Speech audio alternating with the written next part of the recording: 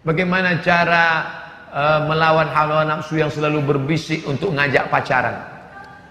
Pertama, buanglah pacar pada tempatnya.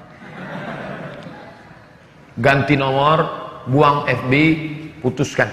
Ustadz ngomong aja. Emangnya Ustadz dulu waktu kuliah nggak pacaran? Saya kuliah 4 tahun di Mesir nggak punya pacar. Kenapa? Nggak dapat. Kampus laki-laki dengan kampus perempuan jaraknya 15 km. Al-Azhar, kami di lokal laki-laki semua. Anak Indonesia, mahasiswa Indonesia zaman saya kuliah dari 1998 sampai 2002 di Kairo. Zaman saya kuliah anak Indonesia 2.400 orang. Yang laki-laki 2.100, yang perempuan 300. Persaingan ketat.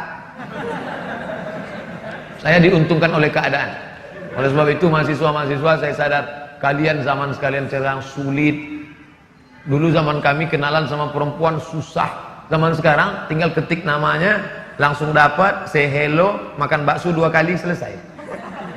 Oleh sebab itu godaan kalian luar biasa dan balasannya juga luar biasa. Al-ibadatu fil haraji, orang yang tetap istiqomah dalam ibadah padahal waktu itu zaman banyak fitnah, kahijratin ilayya, dia sama seperti berhijrah kepadaku, kata Nabi SAW. Andai saya disuruh, ada yang nawarin, Ustadz mau muda lagi umur 20, enggak sanggup saya. Godaan yang luar biasa. Tapi anak-anak muda yang sekarang istiqomah dari sejak kemarin sore di Masjid Kota Bandung Al-Fathu, anak-anak muda. Tadi subuh anak-anak muda. Yang sekarang anak-anak muda. Malah saya menduga nampaknya orang tua sudah banyak yang meninggal dunia. Sebab itu kalian mesti istiqomah. Putuskan kontak yang kira-kira membuat pintu kita masuk ke dalam. Namanya sadduz zari'ah, menutup pintu.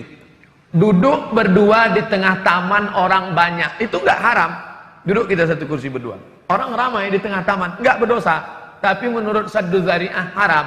Kenapa? Karena itu akan berlanjut kepada yang lain-lain. Makanya hindari ini miss call. Ini sekarang banyak laki-laki perempuan katanya ta'aruf, casingnya ta'aruf, isinya pacaran. La talbisul haqq bil batil. Jangan kamu campur yang hak dengan yang batil. Tak baik. Oleh sebab itu yang agak mengarah-arah ke sana, buang. Ada SMS masuk, Ustaz, bolehkah saya membangunkan teman saya untuk tahajud? Apa namanya? Tahajud call. Itu hanya celah setan saja untuk masuk. Kalau memang sudah serius, maka datang ke orang tuanya, Pak, saya orangnya mungkin tak kaya, tapi insya Allah untuk menghidupi 7 turunan siap. Saya memang mungkin tidak soleh Bapak, tapi untuk menjaganya, mendidiknya sampai dunia akhirat, saya ingin agar anak Bapak sudi menemani saya sampai malaikat maut tiba. Kenapa enggak Israel? Kami enggak percaya hadis itu Pak. Kalau Bapak siap, saya ingin pinang anak Bapak dengan setumpuk emas dan segenggam permata. Tapi kredit Pak. Jadi enggak usahlah pacaran-pacaran. Kalian istiqomah aja, sekolah yang benar, kuliah yang betul, kerja. Buktinya kawan kita, sahabat kita menikah, dapat juga yang baik, dapat juga yang solehah, dapat juga yang soleh. Maka buat baik, niat baik, insya Allah Allah kasih yang baik. Kalau Allah kasih yang tak baik, sesungguhnya Allah ingin menguji, dia akan berikan yang terbaik. Malah dapat 2 nanti. Allah Subhanahu wa Ta'ala ketika menciptakan akal, akal ini disuruh oleh Allah pergi. Akal, menjauhlah kamu, akal itu menjauh. Bila mana disuruh kepada akal, akal datanglah kamu, maka akal itu pun datang. Bermakna, akal boleh paham. Ketika hawa nafsu dicipta oleh Allah Subhanahu wa Ta'ala, katanya hawa nafsu pergilah kamu, dia mendekat kepada Allah. Wahai hawa nafsu, mendekatlah kamu, dia pergi menjauh. Ianya adalah memberikan gambaran bagaimana hawa nafsu ini kalau dibiarkan dipenuhi segala keinginannya, maka yang akan menanggung resiko adalah badan seseorang yang memiliki dan mengawal kepada hawa nafsunya. Al-Imam Al-Busiri mengatakan, wan nafsu katifli in tuhmilhu syabba'ala hubbir radha'i wa in taftimhu yanfatimi, dalam qasidah burdahnya. Hawa nafsu ini umpama bayi yang menyusu. Kalau dibiarkan bayi itu menyusu, lepas 2 tahun pun masih tidak menyusu juga. Tapi kalau dipaksa untuk berhenti daripada menyusu, maka dia akan terhenti juga. Hawa nafsu pun macam tu. Kalau dipenuhi segala keinginannya tanpa dikawal, dia akan terus akan tuntut macam-macam. Apa kata pepatah itu? Dikasih daging, dia minta hati. Ya, apa? Alhasil yang macam itulah. Hawa nafsu perlu untuk dikawal. Walihada di antara sifat-sifat hawa nafsu apa itu asyaris, yakni macam gelojoh macam dalam banyak perkara. Walihada dalam makan kena berhenti sebelum kenyang. Kemudian di dalam memiliki harta digalakkan kita bersedekah supaya tidak tergolong daripada orang yang menumpuk-numpuk hartanya tanpa bersedekah. Bersedekah mencabar kepada cintanya hawa nafsu kepada harta, dan begitu seterusnya. Kata Sayyidina Ali bin Abi Thalib karamallahu wajhah, dia mengatakan, ma ana wa nafsi illa qara'il ghanam. Perumpamaan saya dengan hawa nafsu ini umpama pengembala kambing. Kambingnya banyak, yang mengembala satu orang. Kadang-kadang kambing itu sebelah kanan dia nak pergi jalan sendiri situ, pengawal apa yang menjaga kambing itu pergi situlah, halau kambing itu supaya dia bergabung dengan kambing-kambing yang lain. Kalau tidak nanti dimakan serigala. Jadi sekali pergi ke kanan, selagi pergi ke kiri, sebab kambing itu ikut jalan ikut dia punya suka. Hawa nafsu dengan kecenderungan yang macam-macam, umpama seorang tadi yang menjaga kambing yang banyak. Banyaknya kambing ini gambaran daripada banyaknya kecenderungan hawa nafsu. Kalau dipenuhi segalanya, dia akan menjadi hamba kepada hawa nafsunya. Tapi kalau dikawal, maka hawa nafsu itu akan tunduk dan juga akan terpandu dan tidak menuntut macam-macam. Inna nafsa la ammaratun bisu.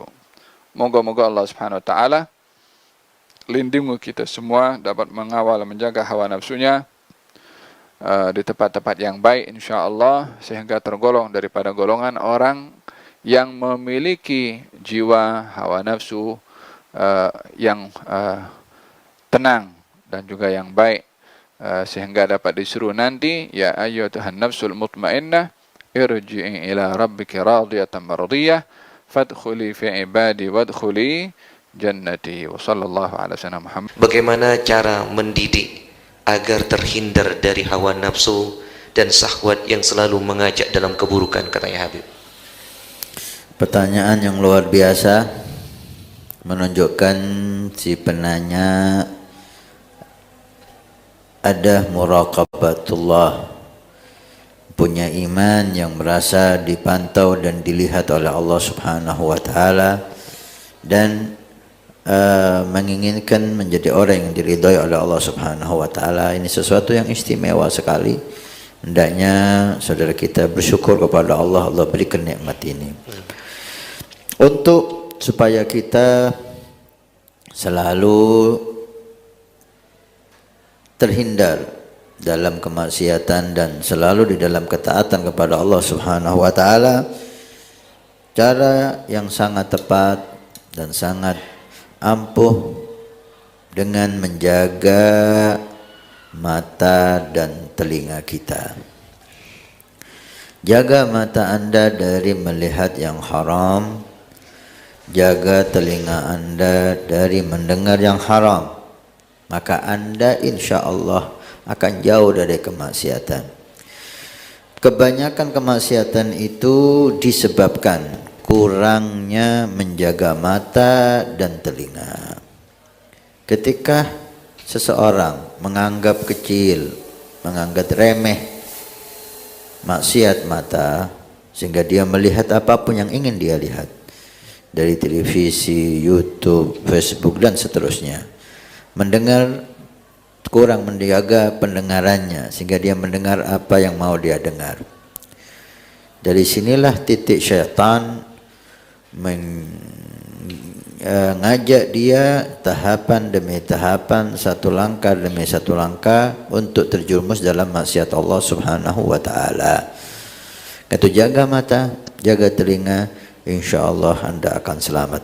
Ditambah lagi, hiasi mata Anda dengan melihat aulia salihin, hiasi mata Anda dengan melihat Al-Quran, hiasi telinga Anda dengan mendengar kalam-kalam yang indah, baik itu tilawah Al-Quran atau mendengar sholawat kepada Nabi SAW. Dan sangat ampuh gunakan telinga Anda untuk mendengar kisah-kisah para salihin.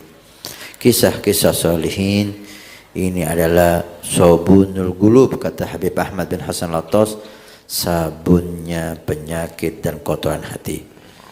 Menjaga mata dan telinga dari hal yang jelek dan haram, menghiasi mata dan telinga dengan penglihatan yang indah dan mulia, itu kunci utama Anda untuk selamat dari kemaksiatan dan selalu istiqamah dalam kebaikan. Baik, bismillah. Yang pertama adalah masalah syahwat. Syahwat adalah karunia Allah. Yang tidak punya syahwat adalah cacat. Karena syahwat itu adalah untuk naik pangkat. Kapan? Jika seorang bisa mengatur syahwatnya. Syahwat adalah karunia. Maka bersama syahwat itu Allah telah menghadirkan cara menyalurkan syahwat dengan cara yang bersih dan terhormat. Syahwat apapun itu. Syahwat pandangan, termasuk syahwat yang urusan pribadi. Ada namanya pernikahan. Pernikahan. Di samping di balik pernikahan ada maksud agung menjalankan sunnah Nabi keturunan. Tapi ada di situ adalah syahwat. Sehingga termasuk maksud tujuan yang paling besar di dalam pernikahan adalah untuk syahwat. Karena Allah menciptakan syahwat, Allah menciptakan penyalurannya. Jika di dalam pernikahan tidak berlaku yang ini, terus apa maksud dari sebuah pernikahan? Ini harus pahami. Jadi syahwat bukan aib. Kemudian setiap orang itu berbeda-beda. Jadi kita tidak boleh menyamakan syahwat seseorang dengan diri Anda misalnya. Mungkin ada seseorang yang syahwatnya biasa saja, slow, tenang, sehingga aman. Sehingga dalam bab wajibnya menikah seseorang itu adalah disesuaikan dengan urusan syahwatnya. Ada syahwat yang bergolak berlebihan. Dan itu juga Allah ciptakan semacam itu. Dan harus paham, bergolaknya syahwat itu bukan berarti untuk berzina, salah. Bersama bergolaknya syahwat itu untuk mencari yang halal. Allah kasih lapar untuk kita makan makanan yang halal. Adanya bergolak syahwat untuk mencari yang halal. Agar faham betul, cerdas, mana yang halal buat saya, harus begitu. Bukan untuk berzina, bukan. Saya syahwat tidak kuat nahan, ada halal, pintu nikah.